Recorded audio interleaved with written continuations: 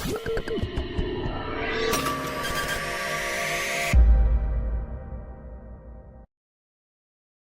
Children, இப்போ பார்க்க போகிற வீடியோ உங்களுக்கு பிடிச்சிருந்ததுன்னா லைக் பண்ணுங்கள், ஷேர் பண்ணுங்கள், கமெண்ட் பண்ணுங்கள், மறக்காமல் ஹைப் பண்ணுங்கள். ஓகே சில்ட்ரன், இந்த சாப்டரில் நம்ம வந்து டாப் 5 இம்பார்ட்டன்ட் கொஸ்டின்ஸ் தான் பார்க்க போகிறோம் டைம் கோஸ் ஆனில். ஸோ அதில் ஃபர்ஸ்ட் கொஸ்டின் பார்த்தீங்கன்னா duration estimation. Identify whether the following activities take seconds, minutes, hours or days. So இந்த ஆக்டிவிட்டீஸில் செகண்ட்ஸ், மினிட்ஸ், ஹார்ஸ், டேஸ் இதெல்லாம் எடுத்துக்கிற மாதிரி இருக்கும் இல்லையா, அதை நீங்கள் வந்து ஐடென்டிஃபை பண்ணணும். நெக்ஸ்ட்டு கொஸ்டின் நம்பர் 2 பார்த்தீங்கன்னா calendar reading. Using a calendar for the month of January. Answer. How many Sundays are there in this month? What is the date on the second Wednesday? If the 5th is a Monday, what day will be the 12th be அப்படின்னு கொடுத்துருக்காங்க. இதில் நீங்கள் எந்த இயருக்குனாலும் January month எடுத்து பண்ணி பாருங்கள். Next வந்து age calculation. If a child was born in the year 2017, how old will they be in the year 2026? Next, chronological ordering. So நம்ம ஆல்ஃபபெட்டிக்கல் ஆர்டரிங் இந்த மாதிரி இருக்குது பார்த்தீங்களா, அது மாதிரி ஒரு இதுக்கு செட் ஆஃப் ஆர்டர் இருக்கும். இப்போது ஆர்டர் ஆஃப் த வீக்ஸ் பார்த்தீங்கன்னா சண்டே, மண்டே, டியூஸ்டே, வெனஸ்டே இந்த மாதிரி ஒரு பர்ஃபெக்ட் ஆர்டர் இருக்குது பார்த்தீங்களா, ஃபிக்ஸட் ஆர்டர். அந்த மாதிரி இருக்கிற ஆர்டரை தான் நம்ம என்ன சொல்லுவோம், chronological ஆர்டர் அப்படின்னு நம்ம சொல்லுவோம். So arrange the following months in the correct order. August, April, January, October, June, December. Next 5th sum பார்த்தீங்கன்னா leap year knowledge. Leap year உங்களுக்கே சொல்லியிருக்கேன். லீப் இயர்னால் எத்தனை டேஸ் இருக்கும் ஃபெப்ரவரியில் அப்படின்றதையும் நீங்கள் கண்டுபிடிக்கணும். அதே மாதிரி லீப் இயரில் எத்தனை டேஸ், டோட்டலாக எத்தனை டேஸ் இருக்கும் அப்படின்றதையும் நீங்கள் சொல்லணும். How many days are there in the month of February during a leap year and how many days are in a leap year in total? So இப்போ நீங்கள் எக்ஸாமுக்கு ப்ரிப்பேர் பண்ணுறீங்க அப்படின்னா இந்த 5 கொஸ்டின்ஸ் கண்டிப்பாக வந்து நீங்கள் ஒர்க் அவுட் பண்ணி பாருங்கள். ஓகேவா, உங்களுக்கு ரொம்பவே யூஸ்ஃபுல்லாக இருக்கும். இந்த சாப்டரில் இந்த 5 கொஸ்டின்ஸ் பேஸ் பண்ணி தான் உங்களுக்கு 99% கொஸ்டின்ஸ் வந்து கேட்பாங்க. ஸோ இந்த கொஸ்டின்ஸில் ஏதாவது டவுட் இருந்துச்சு அப்படின்னா கமெண்ட் செக்ஷனில் கமெண்ட் பண்ணுங்கள். ஓகேவா, நெக்ஸ்ட்டு பார்க்கலாம் ஏஜ் ஃபன். ஸோ இது ஒரு ஃபன்னான ஆக்டிவிட்டி தான். Talk to your mother and find the following. சரி, நீங்கள் வந்து உங்கள் மதர்கிட்ட பேசிட்டு இதெல்லாம் வந்து ஃபைண்ட் அவுட் பண்ணுங்கள். ஏன்னா உங்களுக்கே நீங்கள் வந்து டைரெக்டாக தெரியாது. ஸோ உங்கள் மதர்கிட்ட கேட்டு தான் நீங்கள் இதை எழுதுகிற மாதிரி இருக்கும். இப்போ ஃபர்ஸ்ட் பிக்சரில் பாருங்கள், age of my mother's mother when my mother was born. அதாவது உங்கள் மதர் பிறக்கிறப்போ உங்கள் மதரோட மதருக்கு எவ்வளோ ஏஜ் இருந்திருக்கும் அப்படின்னு கேட்குறாங்க. ஸோ இது வந்து நம்ம வந்து ஒரு கெஸ்ஸிங்கில் எழுதலாம். ஆவரேஜாக இவ்வளோ தான் இருக்கும் அப்படின்றத நான் எழுதுகிறேன். நீங்கள் வந்து உங்கள் மதர்கிட்ட கேட்டு எழுதுங்க. ஸோ யூஸ்வலாக எவ்வளோ இருக்கும் அப்படின்னு பார்த்தீங்கன்னா அபவுட் 20 இருக்கும். ஸோ 21, 22 அந்த மாதிரி நீங்கள் ஏதாவது எழுதிக்கோங்க. நான் வந்து 21 அப்படின்னு எழுதுகிறேன். My age today. உங்கள் எல்லாருக்குமே ஏஜ் என்ன இருக்கும், 8 இல்லைன்னா 9 இருக்கும். கரெக்டாக? ஸோ நான் 8 எழுதுகிறேன். My mother's age today. அதே மாதிரி உங்கள் மதரோட ஏஜ். ஸோ கண்டிப்பாக எல்லார் மதருக்குமே ஒரு 30 ப்ளஸ் இருக்கும். கரெக்டாக? நான் வந்து ஒரு 33 அப்படின்னு எழுதுகிறேன். நெக்ஸ்ட் இதில் வந்து பார்த்தீங்கன்னா இந்த பிக்சரில் பாருங்கள், age of my mother's mother when I was born. நீங்கள் பிறக்கிறப்போ உங்கள் மதரோட மதருக்கு எவ்வளோ ஏஜ் இருக்கும்னு கேட்குறாங்க. கண்டிப்பாக வந்து ஒரு 50 ப்ளஸ் இருக்கும். கரெக்டாக? ஸோ நான் 50 அப்படின்னு எழுதுகிறேன். நெக்ஸ்ட்டு இந்த பிக்சர் பாருங்கள், age of my mother's mother today. Today இப்போது உங்கள் மதரோட மதருக்கு எவ்வளோ ஏஜ் இருக்கும்? நீங்கள் பிறக்கிறப்போ 50 இருந்துச்சுன்னா இப்போ எவ்வளோ இருக்கும்? 58 இல்லை 59 இருக்கும். கரெக்டாக? ஸோ நான் 58 அப்படின்னு எழுதுகிறேன். லாஸ்ட் கொஸ்டின் பாருங்கள், my mother's age when I was born. நீங்கள் பிறக்கிறப்போ உங்கள் மதருக்கு எவ்வளோ ஏஜ் இருந்துச்சு அப்படின்னு கேட்குறாங்க. ஸோ இப்போது உங்கள் மதருக்கு எவ்வளோ ஏஜ்ன்னு நான் சொல்லியிருக்கேன், 33 சொல்லியிருக்கேன். ஸோ நீங்கள் பிறக்கிறப்போ அப்படின்னா நீங்கள் உங்களுக்கு இப்போ 8 years old. ஸோ 33 - 8 என்ன வரும்? சப்ராக்ஷன் படி பாருங்கள். 33 in the mind, 8 in the fingers. Before 33, 32, 31, 30, 29, 28, 27, 26, 25. So 25 years இருக்கும். கரெக்டாக? நீங்கள் பிறக்கிறப்போ உங்கள் மதருக்கு வந்து 25 years இருந்திருக்கும். கரெக்டாக? ஸோ 25 + 8 பண்ணிங்கன்னா என்ன வருது? 33 வருது. ஓகே, நெக்ஸ்ட் இங்கே கீழே வந்து ஒரு வேர்ட் ப்ராப்ளம் கொடுத்துருக்காங்க பாருங்கள். ஹீட்டல் இஸ் ட்வைஸ். ட்வைஸ்னா என்னது? 2 times. 2 டைம்ஸ்னு அர்த்தம். ஓகேவா? Twice as old as her brother. So அவள் பிரதரை விட அவள் வந்து 2 டைம்ஸ், அதாவது ட்வைஸ் வந்து ஓல்டராக இருக்கா, பெரியவளாக இருக்கா. She is also 10 years older. அதே மாதிரி 10 years ஓல்டராக இருக்கா then her brother. Guess the age of Hetal and her brother. அப்போ ஹீட்டலுக்கும் பிரதருக்கும் என்ன ஏஜ் அப்படின்றத கண்டுபிடிக்கணும். ஸோ 10 years ஓல்டர் அப்படின்னு இருக்கிறப்போ இப்போ வந்து ஹீட்டலோட பிரதருக்கு வந்து 10 years இருக்குன்னு வச்சுக்கோங்க. அப்போ ஹீட்டலுக்கு என்னதான் இருக்கும்? 20 years. 20 years வந்து ட்வைஸாக இருக்குன்னு சொல்கிறாங்க. கரெக்டாக? So 10 into 2 20. 10 2s are 20. So ட்வைஸ்னால் இதுதான். ஓகேவா? So Hetal is twice as old as her brother. So அவள் பிரதரை விட அவள் 10 years ஓல்டராக இருக்கா, ட்வைஸாக ஓல்டராக இருக்கா. அப்போ என்ன அர்த்தம்? அவளுக்கு வந்து 20 years, அவள் பிரதருக்கு வந்து 10 years. அப்போ ஆன்சர் வந்து எப்படி எழுதணும்னா ஹீட்டல் is 20 years old and her brother is 10 years old.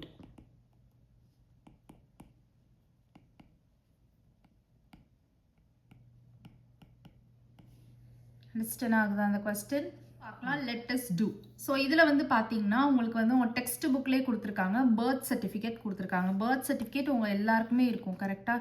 So birth சர்டிஃபிகேட்டுன்றது ஒரு ஸ்பெஷல் பேப்பர், கவர்மெண்ட் வந்து உங்களுக்கு கொடுப்பாங்க.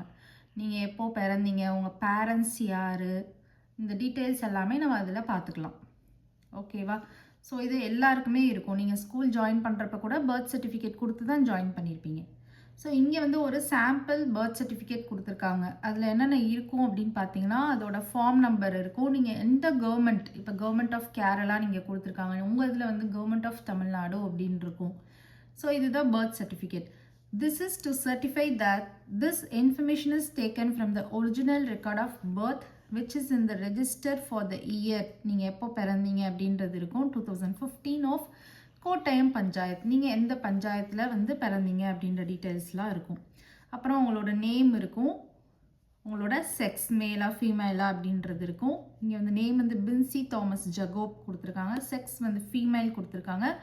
டேட் ஆஃப் பர்த், நீங்கள் எப்போ பிறந்தீங்க, உங்களோட டேட் 2/5/2015.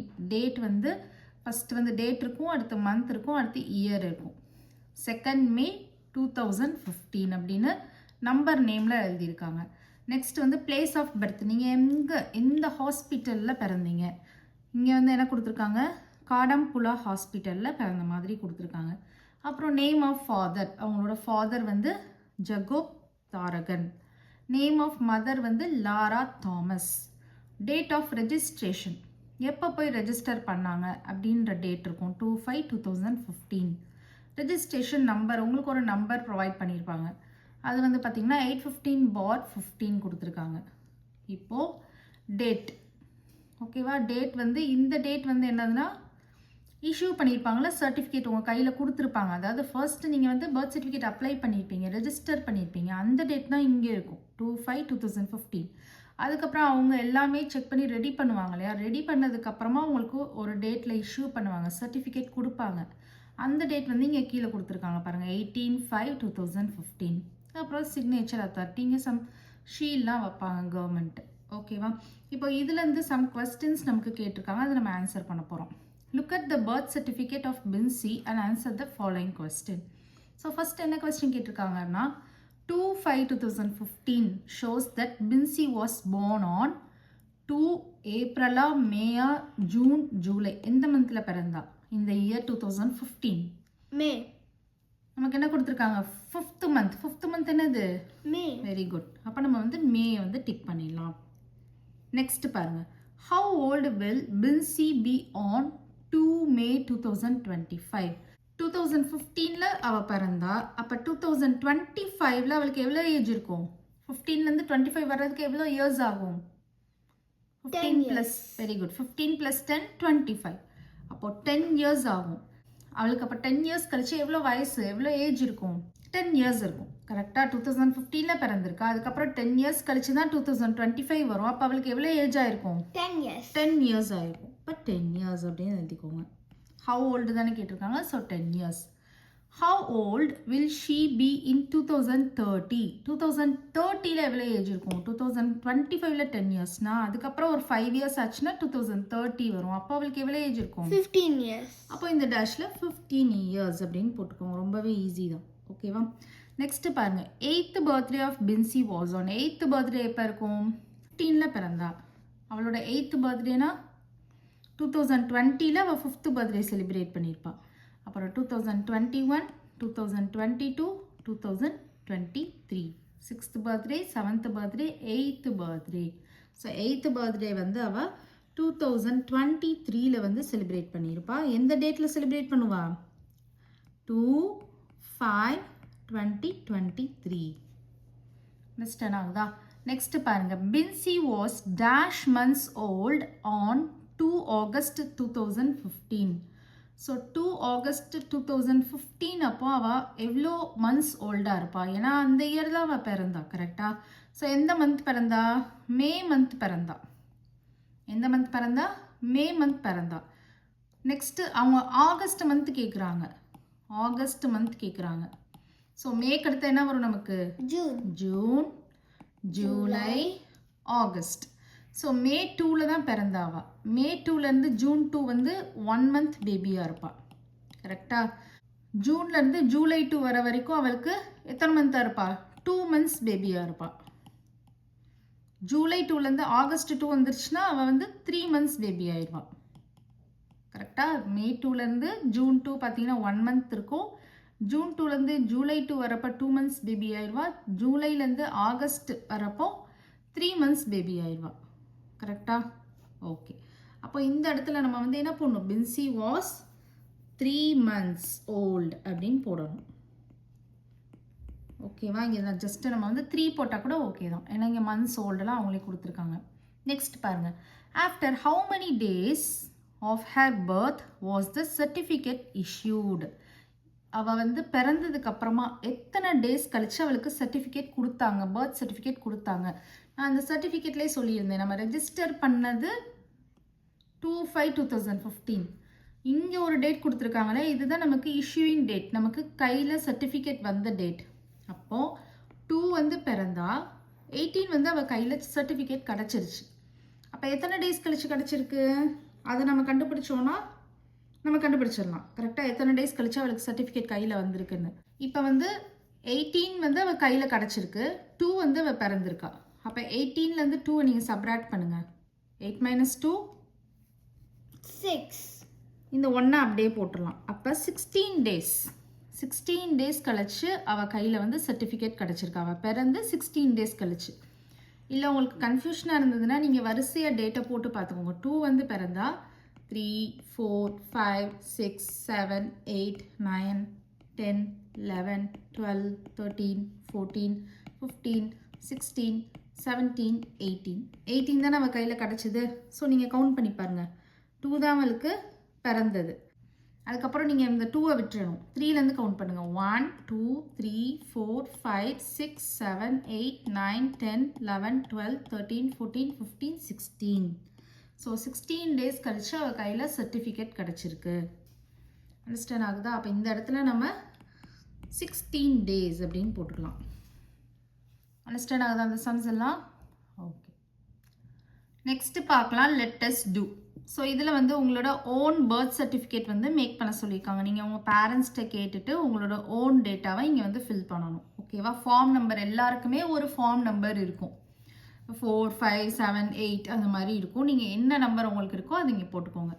கவர்மெண்ட் ஆஃப் என்ன வரும்? நீங்கள் எல்லாருமே தமிழ்நாடு தான். கரெக்டாக? ஸோ தமிழ்நாடு அப்படின்னு எழுதிக்கோங்க. நெக்ஸ்ட் வந்து பர்த் சர்டிஃபிகேட். இங்கே பாருங்க, this is to certify that the information was taken from original records of birth which is in the register of year. எந்த இயர் ரெஜிஸ்டர் பண்ணீங்க அப்படின்றத எழுதணும். சில பேர் இப்போ வந்து டிசம்பரில் பிறந்திருப்பீங்க. டிசம்பரில் பிறந்திருந்தீங்க அப்படின்னா நீங்கள் டிசம்பரில் வந்து சர்டிஃபிகேட்டுக்கு அப்ளை பண்ணியிருப்பீங்க. ஆனால் உங்கள் கையில் வந்து ஜான்வரி மந்த்து தான் கிடச்சிருக்கும். கரெக்டாக? அந்த பர்த் சர்டிஃபிகேட்டெல்லாம் ஃபைல் பண்ணி ப்ராசஸ் பண்ணுறதுக்கு சம் டேஸ் எடுத்துப்பாங்க.